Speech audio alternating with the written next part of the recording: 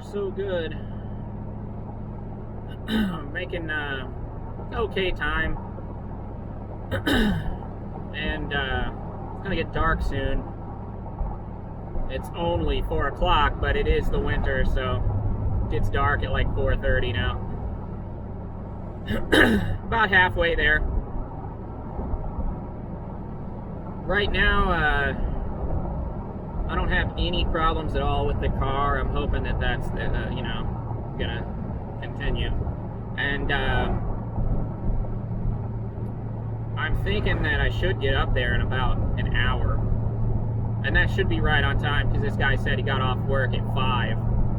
And I'm just going about 50. And of course, if you go 50, you already know everybody and their brother wants to go 60, 65, 70. So even though you're 5 under the speed limit, if you're going 50, people hate you. It'll make you lose faith in people, because there's just nobody has patience. It's pretty amazing. But I'm almost halfway, so, and I'm doing all this from memory. I don't have a GPS, I don't have a cell phone, so I'm doing this quote unquote the hard way. But people used to do this all the time back before cell phones. You know, they would just go somewhere. Like my dad, we went to Arkansas, and he did the whole trip from memory. So that was it was pretty amazing. Like we were going through, and he was 60 years old in 2010 or 2011. He was 60, and that's when we took that trip. And he was telling me how back when he was a kid, all those roads in northern Arkansas were all gravel, and none of them were blacktop. And when we went down there, they were all blacktop, and none of them were gravel. And he said it was kind of shocking to see how different things were.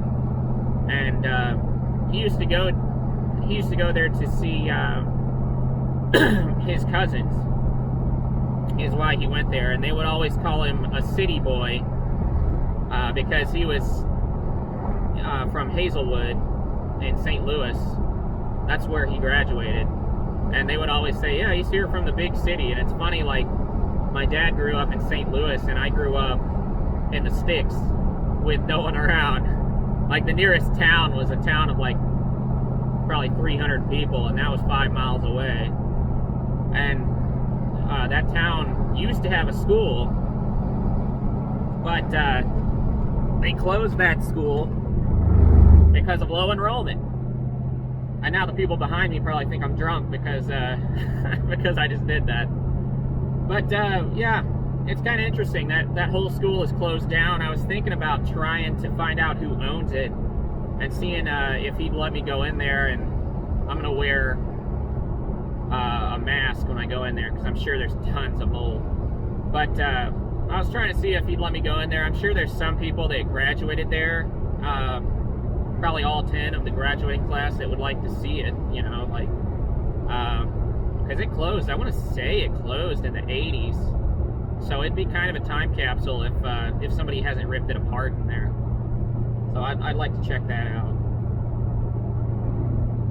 Alright, so US 63, that's where I'm going, 8 miles, so that's not too bad, even at my 50 mile per hour pace.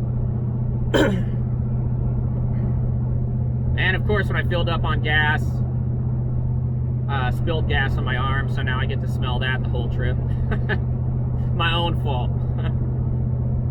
But so far, car's doing great. And I only mention this because I know my AC's going out. Like, I can hear it right now.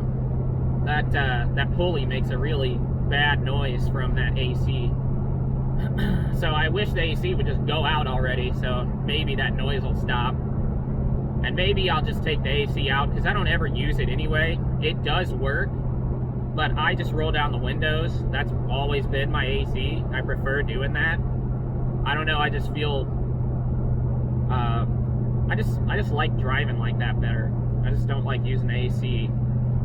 And in the summer anyway, I do a lot of work outside, and if you use AC and you just sit in AC all the time, then it feels hotter when you go outside.